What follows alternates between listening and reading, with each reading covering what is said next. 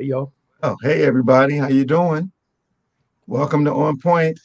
You see our set has changed a little bit. We are broadcasting live from our individual offices. Yes. Um, we ask as always that you like and subscribe and share the program with your friends and your followers. And we need you to invite them to log on at David G. Evans 1 anywhere in the world.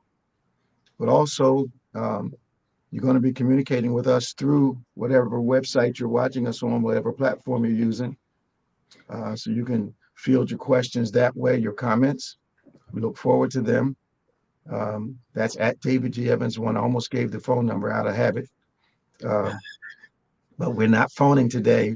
We will be responding to your questions and comments through social media. Well, we'll do it live. You'll ask us our questions and we'll respond live during the broadcast. Please invite people to join us today. Uh, we're the number one Saturday morning Christian-based call and talk show in America. Pastor Nick Smith is with us as always, and Maya's in the background, keeping order for us today, as some of our technical people had other things they had to do. Um, so, Pastor Nick, what's happening, man? Okay. Okay. Back in school. We October. Praise the Lord. Right. Welcome everybody. Yeah, yeah. But I'm happy for the children. yes. Right. Right. But it's been an eventful week. I'm sure you saw all the January 6th hearings. Oh, the you seen the little things on them. On Yeah. I know Trump. He sent a little unhinged message from what I heard about his subpoena. Uh-huh. Um, so that should be interesting. I'm sure he's going to make a good political theater out of it. I'm sure.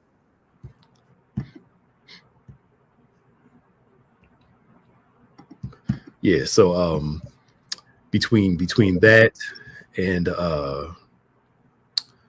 them knowing the White House counsel basically admitted that Trump, of course, knew the election was lost. Yep. But then he went out and said, we're publicly going to say that Congress didn't certify the election. So to keep the thing going. Wow. Yeah, he basically all but admitted that Trump knew he lost, but just wanted to continue on that vein. I don't know if you saw the video of Nancy Pelosi basically running everything behind the scenes on that day.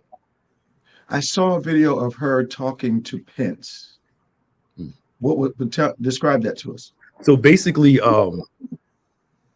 when they first came up to the Capitol building, when they were all like, up there, she was basically asking for Trump to call them off. This is before they broke into the building. Okay. And she said, if he comes up here, I'm going to punch him in his face myself and go to jail. It's like a 5 or 6 minute clip. Okay. But it shows her at different junctures calling the governor of Virginia to get National Guard up. She basically took over and was acting as the president at that time. Wow. Protecting Pence, calling people to make sure that, National Guard would be there, state police would come. Because after they found out that Trump wasn't going to do anything, she just basically took over. But I understand that Pence was, I saw the tape where Pence was in the moment where he wasn't listening to anything because now he was in charge and he had to make the decisions. I mean, now this again, videos could be skewed, but this video showed her making all the phone calls. Her and Schumer. Yeah, I saw that part. Yeah, making those phone calls. She seemed real calm. Very, very calm. That's very this. And she told the people at the Pentagon. She said, "Imagine if this was happening at the Pentagon or the White House. Y'all would not accept this. We need y'all to come take care of this here." That's right. And they didn't move. They didn't move. I think now, there were only that, to me, in the chain of power, the only way they would not respond is if someone over her told them not to move. Yep. Mm-hmm. Yep.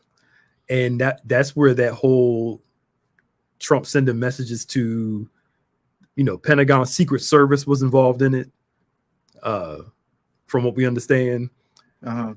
So somehow these different agencies knew ahead of time what was going on, or they sent a message out to them: don't respond, let this thing play out. I always thought that the fact that Pence was afraid of his own Secret Service guys, that was the first sign for me that he knew that there were people in the Secret Service that were supporters of what was going on that day. Yep. And he was not about to get in a limousine with him based on what he had done. Yep. He understood that. Yeah. Especially with having his family there with him and hold up. That again, it's still, to answer your question, go back. You're right. The Pentagon, they found that the Pentagon deleted a bunch of text messages surrounding that day. So they deleted some communication between them and the White House. So obviously somebody in the White House was talking to them. But going back to what you said before, it still amazes me how Trump left Pence out there high and dry. Yep. And this man is still supportive. He did nothing to protect him that day. So what is it they're so afraid of? That even if a guy threatens your life, even if a guy talks about your family, even if a guy, diminishes you publicly, what is it about these men, quote unquote, and women that will not stand up for themselves when he crosses an obvious line? Yeah. I wonder if they're afraid of the votes, especially in those Republican heavy states. I'm sure. And they're afraid of Trump's crowd. But again, to me, if I'm married to somebody and somebody publicly just does what they do to me, does something like in the same Trump situation, and they don't publicly defend me because you're worried about votes, we have a problem. I got a problem. We got a problem. I'm sorry. Your position doesn't mean, yeah. I see Kendra said that Schumer said on tape that the National Guard had been requested, but was denied by the Department of Defense. Somebody hired him had to say, no, you can't go. Yeah. And I think it came right from the White House. Now, I'm not a big conspiracy guy, but in order to say no, that would mean that the leaders of DOD were sympathetic to what Trump was doing. So now you've got something that's starting to look like an authentic conspiracy. There was an agreement, in the kingdom, we call it agreement. There was unity and agreement about what happened that day. Yep. And what their response was going to be, because it was too many agencies doing nothing. Yep. Yeah. You had your crew that was like, no, this is wrong. Let's protect this. Yeah. And your crew that was in on it. They say even Trump's own daughter, Ivanka, was telling like, look, you lost. Like, let's call this off. But he was ignoring her. But you're right. Part of that, but the police in the Capitol, we saw some of the police high-fiving the people. I saw it. They just got done killing your fellow service people, your fellow employees. Yeah. And you're high-fiving them while they're in there. But again, it goes to that whole. Well, the thing that was mind-blowing to me was that if you had a group of 20 people that tried to force themselves into the Capitol building,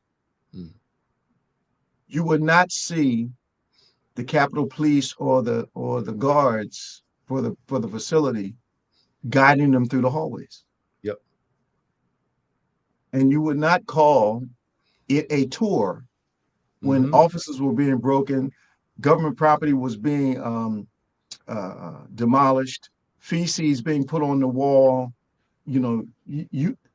That's not a tour anywhere in the world. Yep. Yeah. But those people that are in cahoots are willing to say, no, that's all it was a tour. That's all it looked like to me. Yeah. I've been to that building. I've been to the White House. And that's not how tours are conducted. Not at all. No. Not at all. They guide you everywhere you have to go. And if you're not supposed to be at a certain place, you ain't going. But they took the one lady that took Nancy Pelosi's laptop. That's not a tour. That's espionage. That's For anybody else on any other day, yeah. it would have been a federal offense. Absolutely. And they're finding that more of the insurrectionists, how many were in law enforcement that were there breaking in the Capitol, police officers and stuff. But I think that notion of Trump being pro law enforcement, to me was all a farce. They think he's supportive of them. He's only supportive of his idea and them fulfilling what he wants. That's the point I was about to make. Yeah. If you look at his relationships, if you can call them that, if you look at his transactions, those people are only good to him as long as they're doing what he wants them to do. And what amazes me is how he's willing for people to sacrifice their careers for him. And then when they get in the corner, get in a tight place, simply doing what he says, one of the first things out of his mouth is, I hardly know him. Yep. And they see this happening over and over and over again. But I think it was Scaramouche, whatever his name is. He said that the thrill of being seen with him and getting recognition, especially for people who had not had it in their lives, especially early in their lives, was a driving force for him. Okay. To, until he crossed the line several times and he had to say, I can't go any further. So he excused a whole lot of stuff he did. Yeah. So he knows how to tap into people's insecurities and their weaknesses and the need for recognition. Yeah. And if you are, you taught me this, if you are quietly for years thinking you're being overlooked, and somebody comes along and says you're significant, it's hard for you to give up that moment of significance, even if you know it's bogus. Yeah, that's true. Yeah, and you're next to the top person in the country, and all that comes with it. Yeah. And I get it. Everybody has insecurities in their life, but I think insecurities out of control. We should have more pride in ourselves than to allow ourselves to be taken down by some of our insecurities in the way that they are. We've seen it in ministry though. We've seen people align themselves with people doing negative things, and in my conversations with them after that relationship didn't work out, they literally said to me, "I never thought they'd do it to me." Yeah. So they knew that they were doing the wrong thing to other people, and they just never thought that gun would be turned on them. Yeah. So they were willing for the recognition, for the status that went along with the relationship, to watch other people be mistreated. Yeah. That was I discovered that maybe even among peers, maybe 20 years ago. Yeah. And I was shocked, man. That's true. And something that Constant said. Hold on a second, bro. Sure, go ahead. Bishop. So, hi. So we are talking through this. If you have any comments, any questions, put them in the comment section. We'd love for you to chime in on this particular topic. The January 6th hearings. Did you watch the videos? Did you watch any of the hearings? Did you read anything about it? What's your thoughts on that as we continue to discuss this particular topic about this hearing? We'll probably get into this situation in Los Angeles with the city council. Big issue came up. Their city council president resigned over some racist remarks. And, a lot's been going on during this time. Of course, we got to talk about Ron DeSantis and some of the things that he's doing. But we want you all to jump in with your comments as well as your questions at this time. As we talk about this, but something that Costin said, and I'll bring it back up when Bishop comes up back again. Where's it at? I think I lost it. Where is it at? Oh, thank you. There you go. He uses their vulnerabilities. Thank you, Maya, to recruit them into his beliefs. And something I believe this is satanic, because you see Satan doing this in the Garden of Eden also. He uses people's vulnerabilities to recruit somebody. And you have to be careful of serpents, who in turn will use someone's vulnerabilities, use their weaknesses, right? Use those things that we have to lure us in. All right. Sorry, y'all. It's okay. it's always some. I know. So it's, we were talking about how Costin brought this point about he uses their vulnerabilities to recruit them into his beliefs. And it's something satanic about that. Well, it absolutely is. Satan does that with us. It absolutely is. He it's fear. Well, when we understand how strongholds work, and we finally figure out that strongholds are thoughts, and strongholds are thoughts that evil hides behind. So, demonic spirit, all those thoughts that come from the enemy. Some of them, those thoughts patterns were created by things that happen in our lives, and the enemy finds a place to dwell in behind those thoughts. So I think that Trump is not a genius. I think Trump is good at finding people to relate to how he feels. He absolutely has learned how to manipulate people based upon them making themselves available to him. Because I think he addresses something that we may not recognize very strongly in our own lives, is the need for recognition is incredibly high. Yeah. Incredibly high. And even if the famous person is not a good person, some people want that relationship at all costs. And we're watching people like the Attorney General, what was his name, Barr? Barr, yeah. He was willing to gamble his entire legal reputation just to please this guy. Now he's talking trash now that he's not, in the government anymore. But he damaged his credibility. Yeah. And he didn't have to come back. He had a good reputation with the Republicans, Conservative Party, Bush, and all that. Absolutely. But having, and I get this on a small level. I remember when I met President Obama. I remember when I met President Bush. And both of them on not just a public place. We weren't just in the same place. It was, hey, how you doing? What's your name? Blah, blah, blah, blah, blah, blah. What do you do? That kind of thing. And I remember the excitement of being able not only to meet a president, but converse with that president. Converse with that president. And I remember people being excited for me because they knew somebody who had actually spent time with a president. Yeah. Some people take it past that, though. Right. It's not a moment. It's, let me sacrifice everything I am for the feel. It's like crack. Let me keep going back, trying to reclaim that feeling again. That's true. Yeah. Because somebody put in here, I think it's true. And it's go back biblical.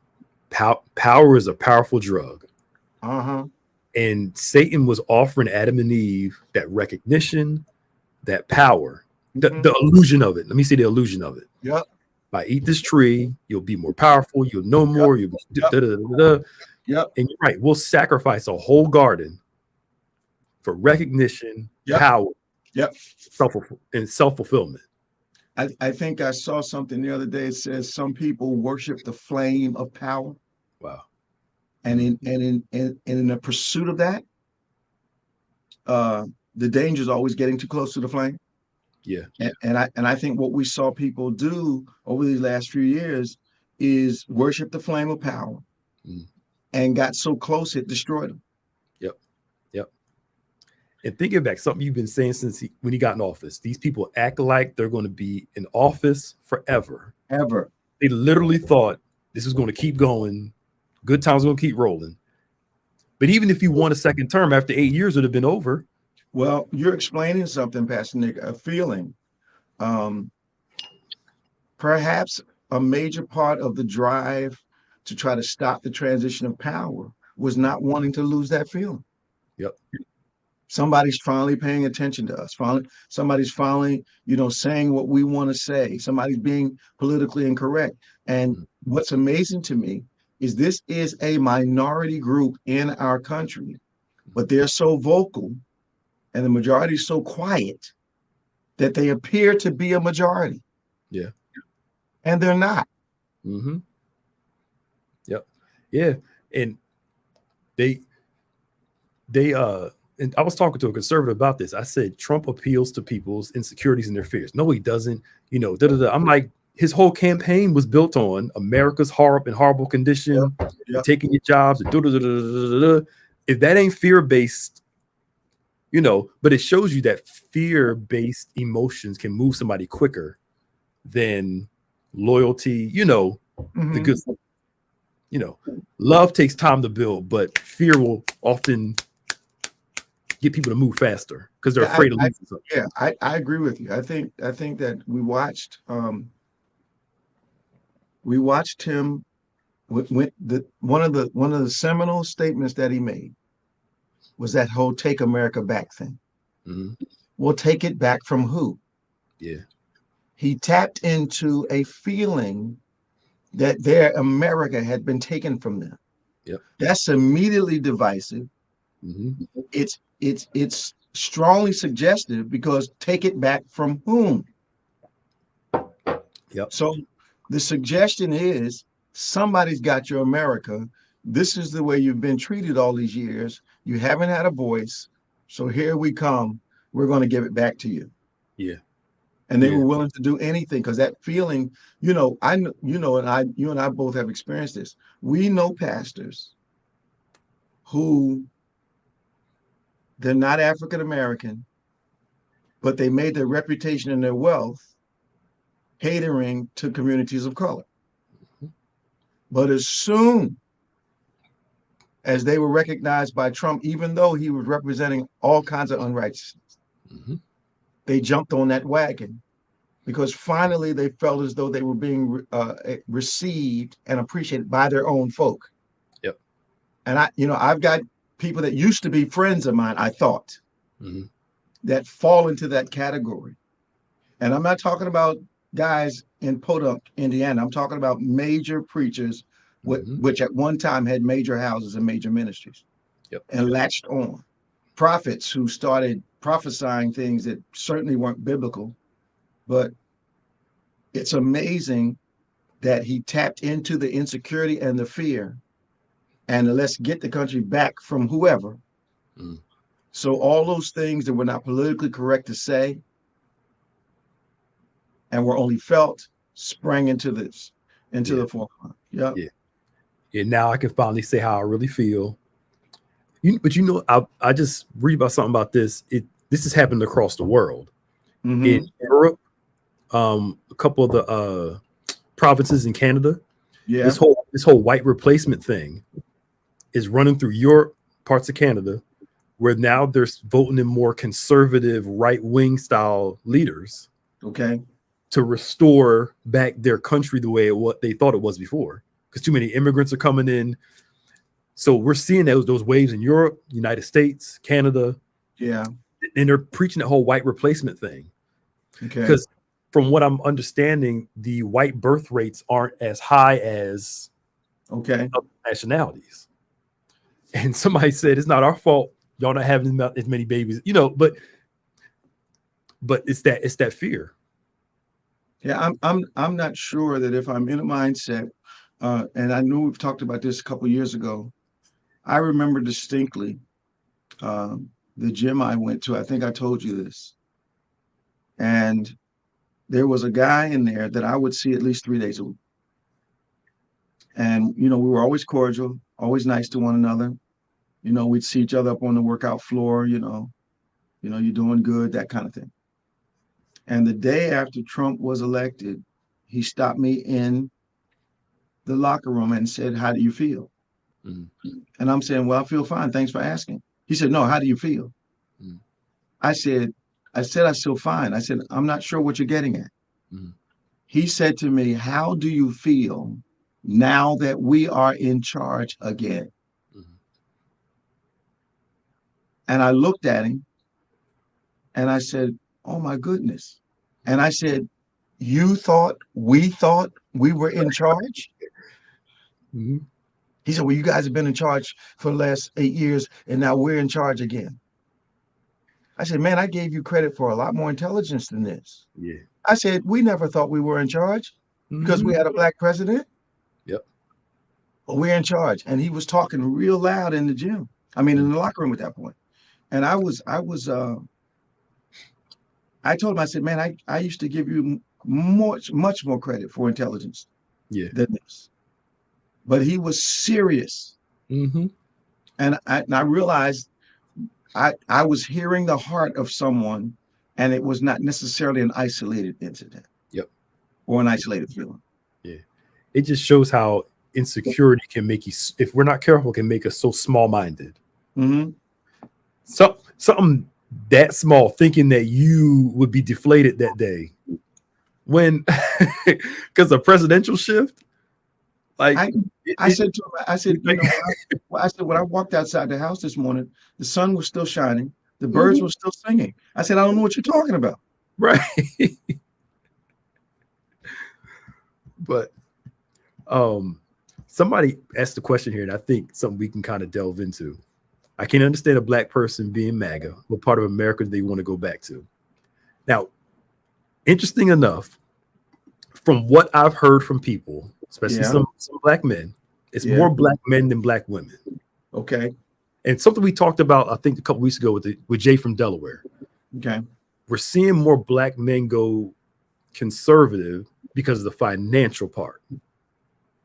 So they're admitting that they'll vote Republican because their business, or even if they're working as a trash, truck driver, nothing wrong with that. It's you get paid good, but it's the economy. So they're willing to say, let's go ignore everything else and vote this way because this person is going to give us tax breaks. They're going to help us with our money, so on, so on, so. I think I have an opinion about why they're doing that. Mm. And this is no slight on anybody. Mm. And I have to go back a little bit. When I was maybe in my late teens, early 20s, some of my guys I grew up with shifted from Christianity to Islam. And I realized they did that because they really didn't understand their Bible and the Afrocentricity or the inclusiveness of Afrocentricity in the Bible. They didn't understand that. So it was easy to lure them away. But what really lured them away was that they believed that Islam celebrated them as black men more than Christianity did. Back when I was coming up, every problem a woman had was a man's problem. And there weren't a lot of men in church. Well, I understood why there weren't a lot of men in church, because they were always getting slaughtered when they came to church. Mm-hmm. So, but what I found is that this need for recognition at all costs. And I think today, when you hear black guys willing to discount their history, willing to go along with whatever is said, because somebody's finally recognizing us. Now, different from my friends who became Muslim, the guys that are following Trump or MAGA don't understand or believe or want to see that they're simply pawns that being used to hopefully recruit more African American men to the MAGA movement. Yeah. But they're so gassed on this recognition. it's like when a relative of mine became a millionaire through the lottery, he started going to places where he had not been welcome before. Mm. And he found out he still wasn't welcome. Yeah. Yeah. So a couple places, they let him into the club, but they never made him feel comfortable. Mm. Because they needed his face in the club. Yes. Yes. They didn't want it. They didn't want him there. Yep. He didn't understand that for years. Mm. You know, so these guys are means to an end. Mm-hmm. They don't mind fragmenting the African American or the people of color vote if they've got guys who will quote unquote sell out to that. Yep. I don't understand why I can't be a Black businessman and still be concerned about my community. Right. Right. And why I have to be all right with young men getting shot down in the street because you're going to give me some business decisions that are going to help me make some money. Yes. Why can't I say this is wrong, but this helps my business? Mm-hmm. Why can't I be that honest? True. Yep. And we're seeing this with Kemp and Stacey Abrams. Kemp is meeting with the Black business owners, and she's doing the same thing now too. But you have a few Black people, business owners down there that are celebrating Kemp for, meeting with the Black crowd and that kind of thing. Well, but this guy's sorry, go ahead. Yeah, go ahead. Yeah, go ahead. I'm just saying this guy's literally like doing stuff to hurt your people, but you can only think about yourself in that moment. It's amazing to me, and it has been amazing to me these past 32 years. And how many years you've been exec? 18, I think. Yeah. It's amazing to me that things that have been said about leadership in our context are accepted by Black people who have other religious leaders.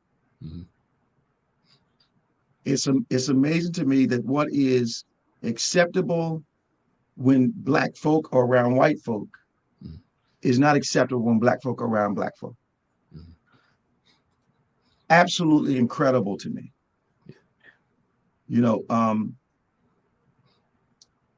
And all it is really is a slave mindset. That's all it is. It takes us back to those soft whispers of oppression that have generationally continued from one generation to another. And we still have this thing for the master and discount our own folk in position. Why do people of color and women still have to do twice the work to make the grade?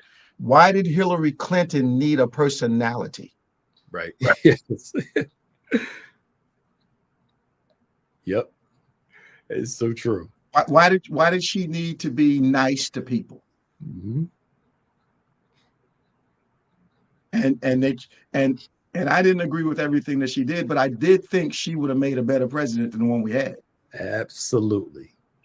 Absolutely. I think the one time she cried, her poll numbers went up because they said she felt she came across as more human and more relaxed. But I know if a man cried in front of a bunch of people, he's weak.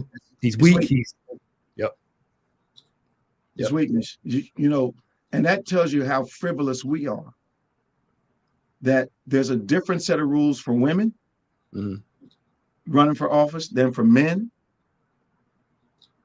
A man's wife is pregnant, he can run for office. His ability is not questioned. A woman is pregnant, her ability to run for office is questioned. Yeah. If she's some of that empathy that she has, which is going to make her care about people, that becomes a liability for a woman running for office. You can't show that she cares too much. Yeah. But if she acts like a dude, now we can't vote for her. I don't like her. Right. Yeah. Right. We don't have to like a man running for office, but we got to like a woman running for office. Exactly. Yeah. Exactly. Standards are different. But you're right. You brought that. It amazes me how like watch Handmaid's Tales and watch these different things, how oppressed people participate in a system Yep. that oppresses them, but because they have a little more privilege than everybody else. Yep. I'll fight to maintain this. Yep. But it's like a house slave that chooses to think he's better than the field slaves, but you still a slave. But you see it in corporate environments, you see it in churches, you see this mentality of I got to the top floor and I'm going to pull the ladder up. Yep. That now I'm better than you. Mm-hmm. I've been in corporate settings where people wouldn't speak to me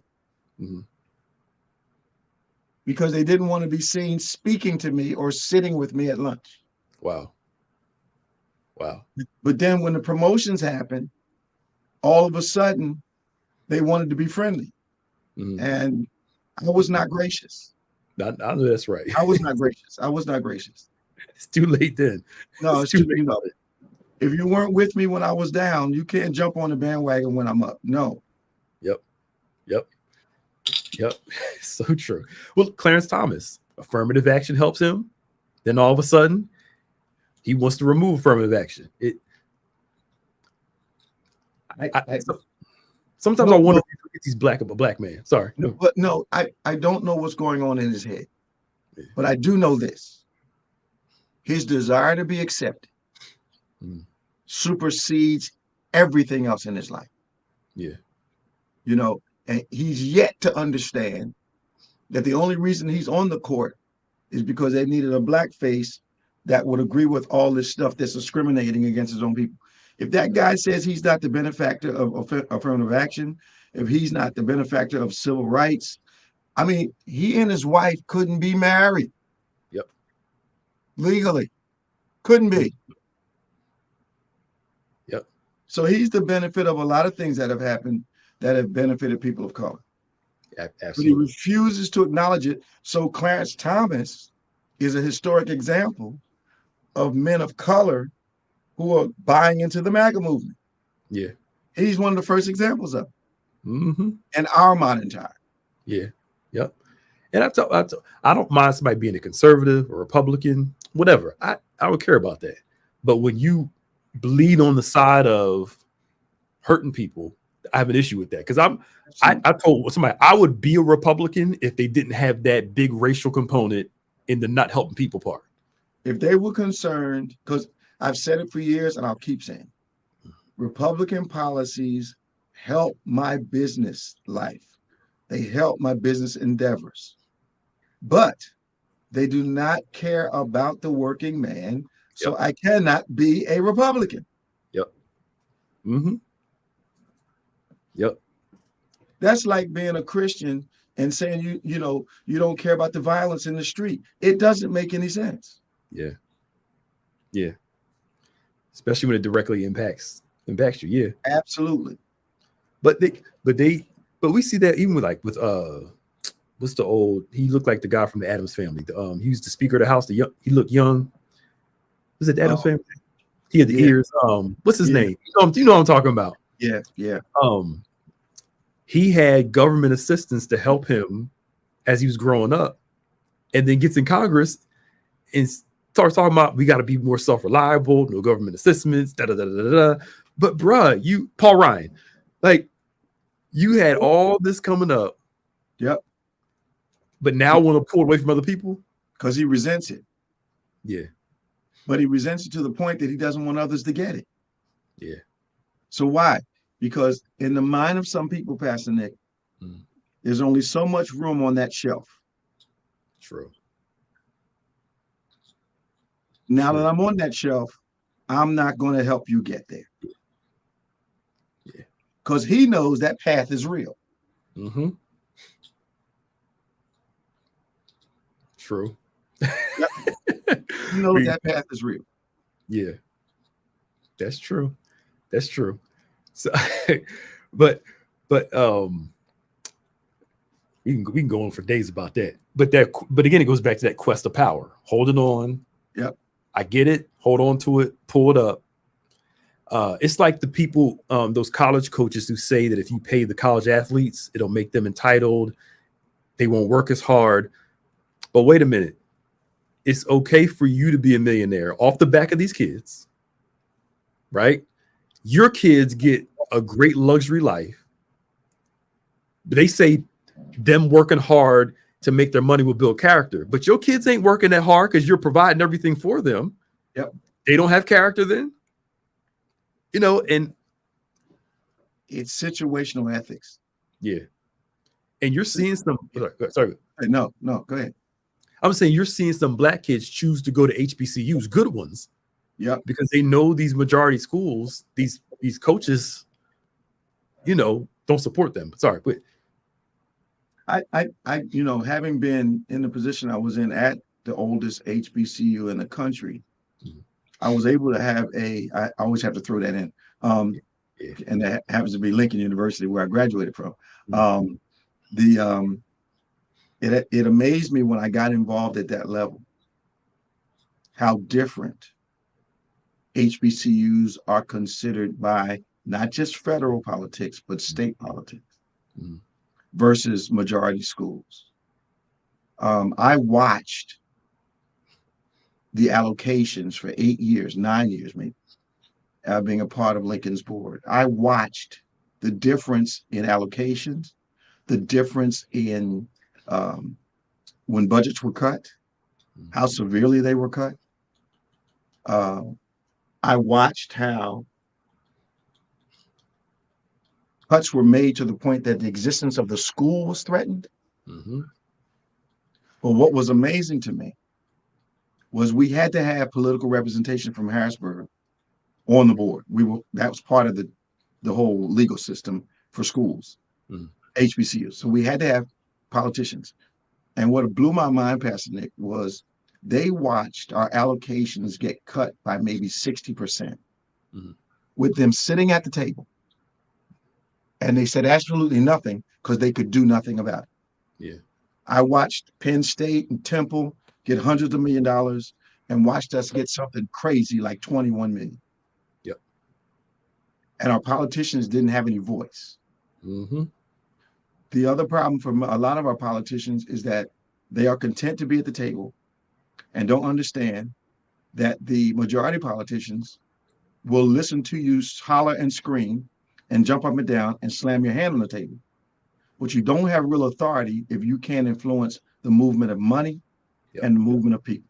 If you can't influence those two things, you don't have it. So if you want to scream all day, fine, which is why they usually don't mind people protesting.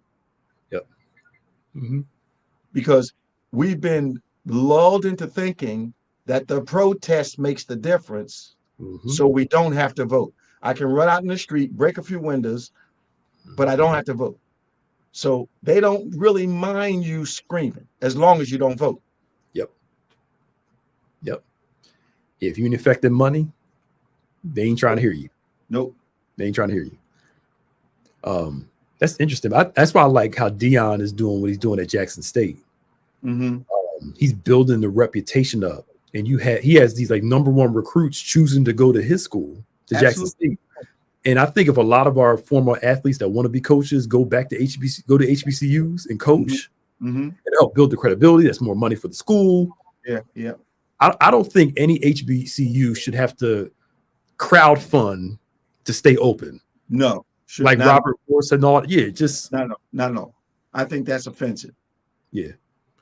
It's especially at homecoming, everybody comes down, celebrate homecoming, but won't, even if you contribute something to help the school out. The travesty of alumni support at most HBCUs is tragic. They're asking for everything. But fundraising, no ma'am, no sir. Yeah. And I only know this because when I was chair, I confronted the heads and asked, you guys want this, this, and this. But last year you gave this, that year you gave that year you gave that. It was appalling. Yeah. Because we brag about our institutions, we don't support them. Yeah. Going to homecoming, wear shirts, do all that stuff. Yeah.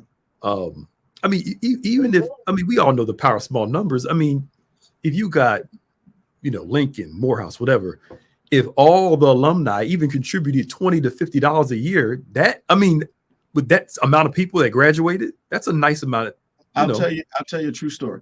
So I go and I have this meeting and I say, okay, we've got 400,000 alumni. I need a commitment from you all. Since you all want all this, I need a commitment from you all for $20 a month. I need you to go to your association, tell me we need $20 a month from all the alumni. Mm-hmm. Then the excuses started. Well, I stopped giving because my child didn't get mentioned when she got promoted on her job in the school newspaper. I mean, just stupid stuff. I said to that guy, I said, so if you married, he said, yeah. I said, if you and your wife have an argument, you don't pay the mortgage? Right. Right. Everybody got quiet. Mm-hmm. So the years I was there before I left, the years I was there were the highest fundraising years. Mm-hmm. Only because I went right to the people. But when I tell you that less than 20% of the alumni responded, mm-hmm. I might be being generous at that point. Yep. Yeah. I mean, and I think Jackson State is becoming the new Grambling. Yeah, it is. It is. And people are hoping Dion leaves and goes to a more majority school, but I don't know. He's really committed to. He needs to become the new Grambling.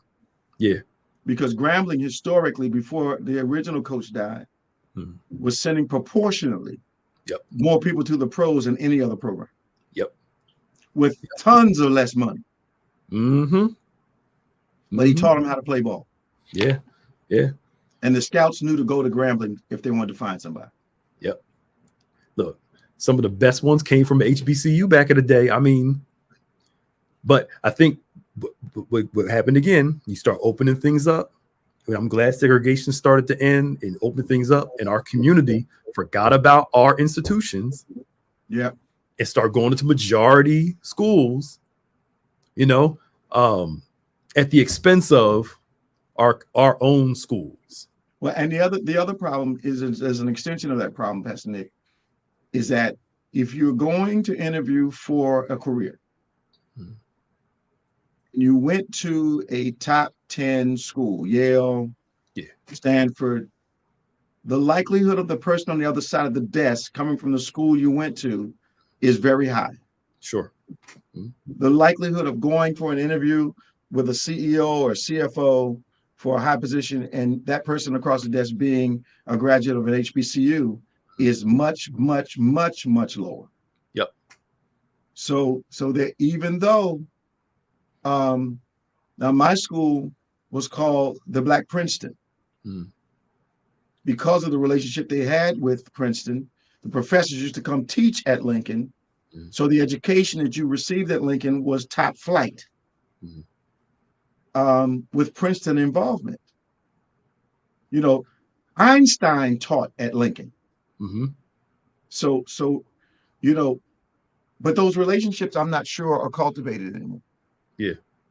And I'm not sure that a lot of majority schools see HBCUs as real viable entities. Yep. A lot of that is because we brag about our institutions and we don't support them. Yep. So true. Yeah. I know my brother went to HBCU and somebody else, and they all said they're easy to get into, but the demand for excellence is much higher. And I get, the Yales and the Browns and all those. I think the assumption of HBCU education isn't the same as going to like Rutgers or something like that. Right. In the HBCU, you might learn a whole lot more than you would at a majority school. We always think that if it's not Black, it's better. That's what I'm trying to get to. Yeah. I agree with you. When I was at Lincoln, the education was so intense, and the desire to excel was campus wide as a habit. It was not you didn't go to Lincoln if you didn't want to go to school. When I went to school. Now, of course, we partied and everything like everybody else, but we understood what we were there for. Yeah. But, we have to invest in and have pride in our own institutions if we want them to be competitive and to continue to be what they originally set out to be. Mm-hmm. Yep. So okay, I'm done with that. Yeah, sorry. I just went through the whole thing. But but they said it. The people asked before, the black dollar in our community, ending segregation was great. But again, it went back to the reason why you saw black wealthy neighborhoods was because of segregation. We couldn't go anywhere else besides ourselves. And the problem again is that it's open things up. It should be fair and equal to everybody, but we can't forget our community, you know, running to Neiman Marcus or whatever. And I like Neiman Marcus, but you know, but you get what I'm saying. We can do both. That's what I'm trying to say. That's Nick. I don't know if you really, I'm sure you do. The gravity of what you just said. Okay. Is that we had to be forced to invest in our own communities. Yes. And segregation forced us to invest in our own communities. Mm-hmm.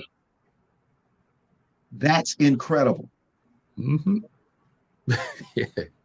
And I think that what happens is when we're not focused on investing in our own communities, we start to believe subliminally that what our communities have to offer is inferior. Yep. You know, which is why a store like Walmart knows they can build a store outside the town limits and wipe out every small business in the town, because people will travel 10, 15 miles to save 30 cents on something they want to buy. Yep. Yeah. You know, and the other problem is, Pastor Nick, is that too, the pride in quality of service that used to exist in our community. Say it. Does not exist like it should in our community today. Say it. Yep. We are expected to pay less for a lower standard. Or we will tell the black businessman, can't you give it to me for this, when we don't barter with a majority businessman. Yep. Yep. So I've got a problem. Why do you think my foundational goods in my store cost less than they do in another store? Yeah. And why would you ask me to take less profit when you don't even open your mouth when you go to the majority store? Yep. Yep. Always looking for the hookup. Yep. Yep. All of a sudden you become brother. Yeah. That's my family discount. Yeah. You're asking me to make less money. Yep. Yeah. When the small business, it costs them more to ship items, costs them more to buy stuff, because if you're not buying in bulk like a big store would, your costs are going to be a little bit higher. But it's like with healthcare. I don't mind paying a little more in taxes if it's going to help. Sure. Legit way. Sure. I mean, you pay an extra $1 to help somebody's small business. I think that's can help a community more than going to a big box store, which I have nothing against. Yeah. You know, it's just what we have the either or. We can never see the both and. Well, because we'll go to Wawa, but we won't go to Boo's down on the corner. Yeah.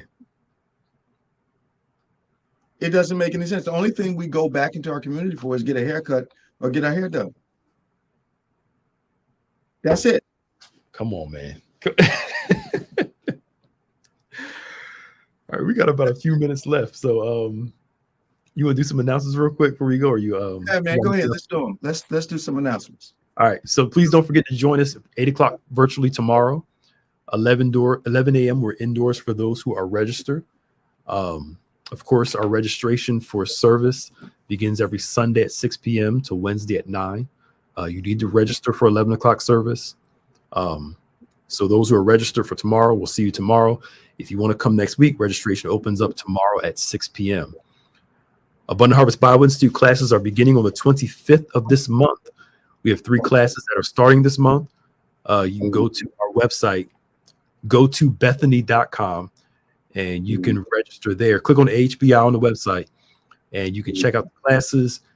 They begin starting the 25th of this month. Our church anniversary is fast approaching. It is next Sunday, the 23rd. We're celebrating 55 years. Of course, we are celebrating what God has done for us as a ministry. We are sowing our first fruits on the 23rd. That's an additional tithe.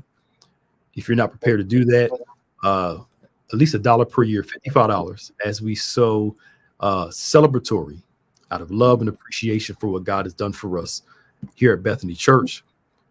The 28th of this month, we have a harvest festival.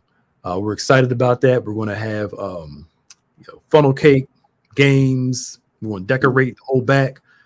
We had a great time in August for our first one. We're coming back out again for another festival on the 28th of this month, beginning at 6:30. We would love to see everybody there as we have games, music, food. It was good to see everybody last time, and we're going to do that one more time again. But of course, email your prayer requests to us at social@gotobethany.com. We pray for them on Wednesday nights, and we pray for you all, of course, every single day. And subscribe to David G. Evans 1 and BBC of NJ on YouTube, as well as on Facebook. And also subscribe to our DGems and OnPointe on all podcast platforms. And Pastor Nick, if I can say something about the registration, perhaps people don't understand that we're doing the best we can to keep your family safe. Yep. It is really not an inconvenience to just simply let us know whether you've been vaccinated, so that we can present the safest environment possible for worship. Some people have a problem with the registration, but all we're trying to do is keep your family safe. And that means that we want to be at least vaccinated and come to service, not have a temperature when you arrive. And it's very simple. We register for so many other things in life, and all we need you to do, because we have a limited number of people that are allowed to the service. We're letting a few hundred in initially and increasing that number over time. So it's a very exclusive group when you register that you're a part of. So we want to let you know that we're doing everything we can to keep you safe, keep your family safe. This is a real problem out here with this COVID. And we want you to have a worship experience where you're not sitting there wondering if you're going to walk away sick. But we're having a great time in the Lord. God is moving through worship and through praise and through the word of God. And, you don't want to miss this. So, inconvenience yourself if you think it's a big inconvenience, but it's not. You register for so many things online. Yep. You buy things online, Amazon, you go through the whole buying process, to do things and watching videos. And all we're saying is, if you want to be a part of the people that come to church, we'd love to have you, but we need you to be sure that we're going to be safe, that all of us are going to be safe, and we're going to try to keep your family safe. That's all. Yep. Yeah. 400 people still dying today, y'all. We need to still be on guard. And I'm sure with the holidays, the wave is going to kick in again. And a whole lot of folks sick. Yeah. Whole lot of folks sick. And, these are not mosquitoes that you can hear and see coming. Mm-hmm. People are taking, I'm watching folk who say they were sitting too close to somebody in worship, but then I see them online at a concert or no mask, shoulder to shoulder, wedding reception, wedding close, shoulder to shoulder, see all that stuff, so there's some other things going on with people as it relates to coming to church. It's not, we're simply trying to keep your family safe. That's all. Yep. Come on to church, have a good time, and be safe. Yep. Well, we're out of time. Yeah. As always, thank you for joining us. For Pastor Nicholas Smith, I'm Bishop David G. Evans. This has been On Point, the #1 Saturday morning Christian-based call-in talk show in America, live every Saturday morning from 9 a.m. to 10 a.m. on any smart device at David G. Evans 1. Remember, faith acts like a thing is so, even when it's not so, that it might be so. See you tomorrow, 8 a.m. and 11 a.m. live here at the church. Bye-bye. See ya. Maya wants to hang on.